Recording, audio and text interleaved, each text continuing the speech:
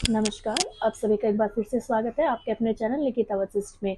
जब भी किसी के घर में कोई छोटा बच्चा आता है तो उसके मन में बहुत सारे सवाल होते हैं कि उसका लालन-पालन कैसे होगा, छोटे बच्चे का कैसे ध्यान रखना चाहिए, उसकी नींद पूरी होगी या नहीं होगी, बच्चा कितने घंटे सोता है। जब कोई पहली बार माँ बनती है, तो वो इन सब चीज़ों से अनभिज्ञ होती है, उसको पता नहीं होता है कि बच्चे को कितने टाइम फीडिंग करानी चाहिए, बच्चे की नींद कितने घंटे में पूरी होती है, बच्चे का वेट किस अकॉर्डिंग बढ़ना चाहिए और उसके किस-किस बात का हमें ख्याल रखना चाहिए। तो आज हम इसी बारे में चर्चा करते हैं, तो वीडियो में बने रहिए। सबसे पहले हम बात करते हैं कि बच्चे के वेट के बारे में, कि बच्चे का वेट किस अकॉर्डिंग होता है और कितना बढ़ता है, क्योंकि वेट के ऊपर ही निर्भर करता है कि बच्चे का मेंटल और फिजिकल ग्रोथ कैसा होगा।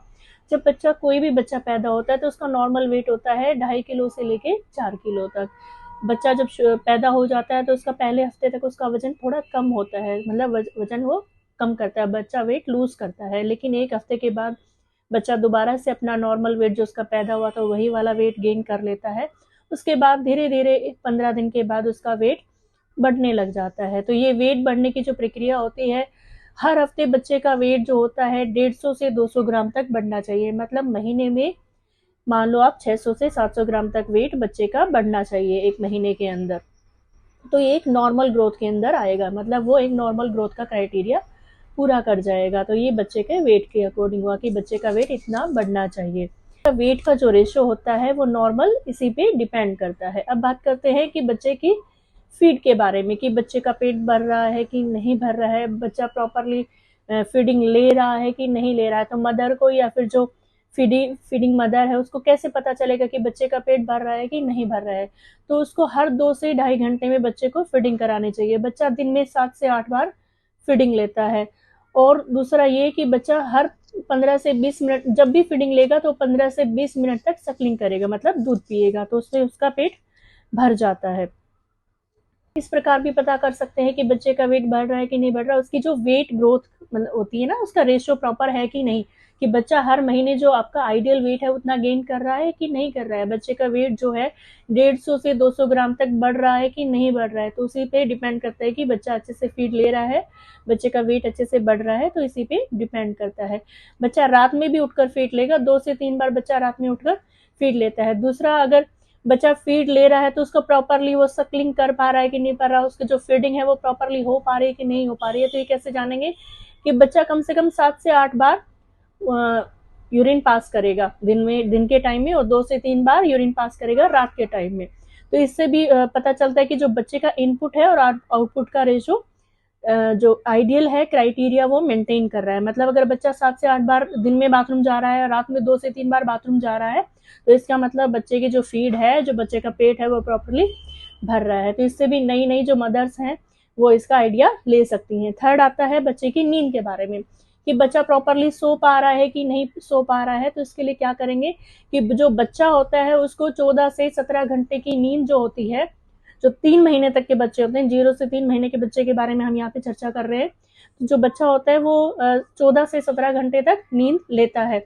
इसमें 8 से 6 घंटे, 6 से 8 घंटे वो दिन में सो लेता है, और बाकी वो नाइट टाइम में अपनी जो नींद है उसको पूरी करता है। ये हो गई नींद की बात।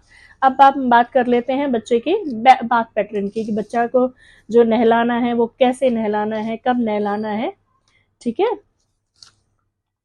बात कर लेते हैं बच्चे के हाइजीन के बारे में। तो बच्चे की प्रॉपर हाइजीन मेंटेन करनी है, मतलब जो हाइजीन है उसके बारे में बात कर लेते हैं, कि बच्चे की जो पूरी हाइजीन है वो मेंटेन करनी है। जब भी आप बच्चे को लेते हैं, कैरी करते हैं, बच्चे को गोद में लेते हैं, तो अपने हाथ प्रॉपरली क्लीन कर लीजिए, उनको सैनिटाइज कर लीजिए, क्योंकि जो बच्चा होता है बहुत ही फ्रेजाइल होता है, वो इस इन्वायरमेंट में नया होता है, वो किसी भी इन्फेक्शन के लिए बहुत ही ज़्यादा प्रोमिनेंट होता है, उसको कोई भी इन्फेक्शन जल्दी से कैच कर लेता है। इसलिए बच्चों को जब भी आप कैरी करते हैं, बच्चे को जब भी उठाते हैं, तो अपने हाथ अच्छे से वॉश करके तब बच्चे को उठाएं। सेकंड है उसके जो गर्दन है उसको सपोर्ट वॉश करके तब बच्चे को उठाएं। सेकंड है उसके जो गर्दन है उसको सपोर्ट करें, क्योंकि उस टाइम पे बच्चे की जो गर्दन होती है वो बहुत ही ज्यादा उसमें सपोर्ट नहीं होता है, वो बैलेंस नहीं कर पाती है, तो उसको नेक के पास से सपोर्ट करके हमेशा तब उठाएं।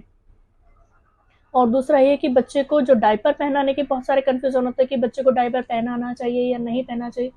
तो दूसरे में आता है कि जो बच्चे को सूट करे वही डायपर पहनाना चाहिए। थर्ड, बच्चे को डायपर कम से कम टाइम में पहनाना चाहिए, उसको कॉटन के जो डायपर होते हैं पैडेड वो इस्तेमाल करने चाहिए, और बच्चे का जैसे ही गीला हो जाता है तो चेंज करना चाहिए ताकि बच्चे को रैशेस ना हो। और जब भी आप डायपर यूज करते हैं तो बच्चे को रैश फ्री जो क्रीम होती है उसका उपयोग करें ताकि बच्चे को रैशेस ना हो। टाइमली उसको चेंज करते हैं, मतलब हर 5 से 6 घंटे में आप डायपर चेंज करते रहिए। नाइट टाइम में आप एक ही डायपर का इस्तेमाल कर सकते हैं और अर्ली मॉर्निंग आप उसको चेंज कर दीजिए।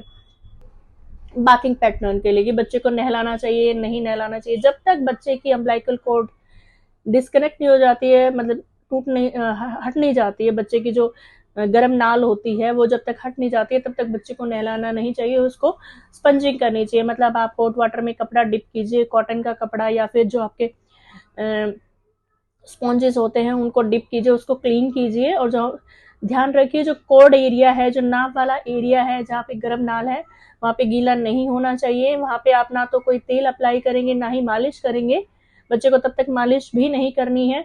आप वहाँ पे नियोमाइसिन का एक पाउडर आता है उसका इस्तेमाल कीजिए ताकि गर्म नाल इजीली सूख जाए और वो शेड ऑफ हो जाए, मतलब हट जाए अपने आप ही।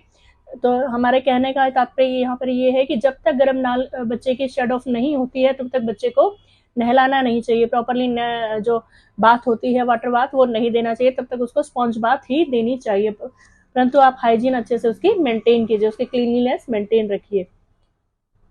अब बात करती है मसाज की। बहुत सारे लोगों को मिथ्स होता है कि बच्चे को मसाज देनी चाहिए नहीं देनी चाहिए। बिल्कुल बच्चे को बिल्कुल मसाज देनी चाहिए। आप गर्मियों में कोकोनट ऑयल का इस्तेमाल कर सकते हैं और सर्दियों में ऑलिव ऑयल का या फिर आप कोकोनट ऑयल दोनों इस्तेमाल कर सकते हैं। सर्दियों में आपके पास ऑप्शन होता है कि आप जो ऑलिव ऑयल होता है या फिर आलमंड ऑयल होता है उसका भी इस्तेमाल कर सकते हैं।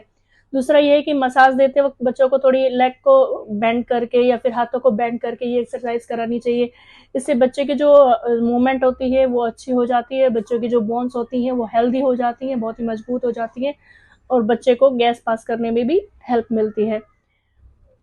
तो आपको मसाज डेफिनेटली देनी चाहिए और मसाज घर के ही किसी बंदे को करना चाहिए, क्योंकि जो मसाज वाली बाहर से आती हैं वो इतना केयरली नहीं कर पाती, इसलिए घर का जो ही बंदा है उसी को बच्चे की मसाज करनी चाहिए, हम रिकमेंड करना चाहेंगे यहाँ पे। थर्ड आती है बाथ के बारे में कि पानी कैसा इस्तेमाल करना चाहिए। कई लोगों को मिथ होता है कि ज़्यादा गर्म पानी से नहलाना चाहिए या फिर ठंडे पानी से नहलाना चाहिए। तो बच्चे को दोनों ही मौसम में, सर्दी और गर्मी दोनों ही मौसम में गुनगुने पानी से नहलाना चाहिए। गुनगुना पानी जो बच्चे के टेम्परेचर को मेंटेन करने में हेल्पफुल रहता है, और बच्चे को अगर आप ज़्यादा गर्म से नहलाएंगे तो बच्चे को एकदम से हीट स्ट्रोक होने का खतरा रह जाएगा।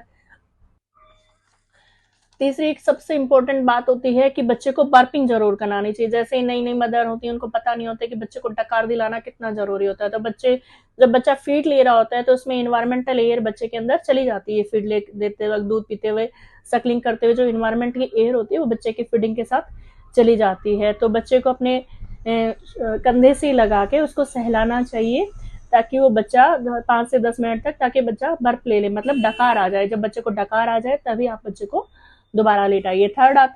नेक्स्ट आता है कि बच्चे को टमी टाइम जरूर देना चाहिए। जो 0 से 3 महीने के बच्चे होते हैं, 3 महीने का जब बच्चा हो जाता है तो उसको टमी टाइम दो आप, मतलब उसको उल्टा पेट के बल लिटा दो ताकि बच्चे की गैस पास हो जाए।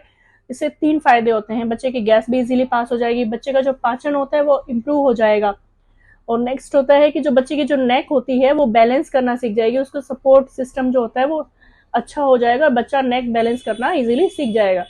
थर्ड, जब आप उसको टमी टाइम देंगे तो बच्चा अपने पैरों की मूवमेंट करेगा और उससे वो बैठना जल्दी सीख जाएगा, उसकी मांसपेशियां होती हैं वो जो अच्छे से विकसित हो जाएंगी। नेक्स्ट आता है, कई बार हमारे पास मदर्स आती हैं कि बच्चे को गैस बन रही है तो हम घर पे क्या कर सकते हैं। तो आज की हम रेमेडी ये बताना चाहेंगे, अगर आपको लगे कि आपके बच्चे को गैस बन रही है तो नई नई मदर कैसे देखेंगी कि बच्चे को गैस बन रही है नहीं बन रही है। बच्चा रो रहा होता है, बच्चे का जो पेट होता है आप उसको छू के देखिए, बच्चे का जो पेट है वो टेंडर दिखाई देगा, मतलब कठोर दिखाई देगा, टाइट होगा बच्चे का पेट। तो आप उस पर क्या कीजिए, हींग लीजिए, उसको गुनगुने पानी में घोल लीजिए थोड़े से हींग को, और उससे बच्चे की जो अम्बिलिकल कॉर्ड होती है नाभि के चारों तरफ उसकी हल्की सी मालिश कर दीजिए, गोल गोल घुमा दीजिए सर्कुलर मोशन में। इससे क्या है, बच्चे की गैस इजीली पास हो जाएगी। उम्मीद करती हूँ आज हमने इस वीडियो के माध्यम से आपको जो जानकारी दी है आपके लिए उपयोगी रही होगी। अगर आपको हमारे द्वारा दी गई जानकारी अच्छी लगती है तो प्लीज़ वीडियो को लाइक कीजिए, शेयर कीजिए। अगर आप चैनल पर नए हैं तो इस चैनल को सब्सक्राइब कीजिए। धन्यवाद।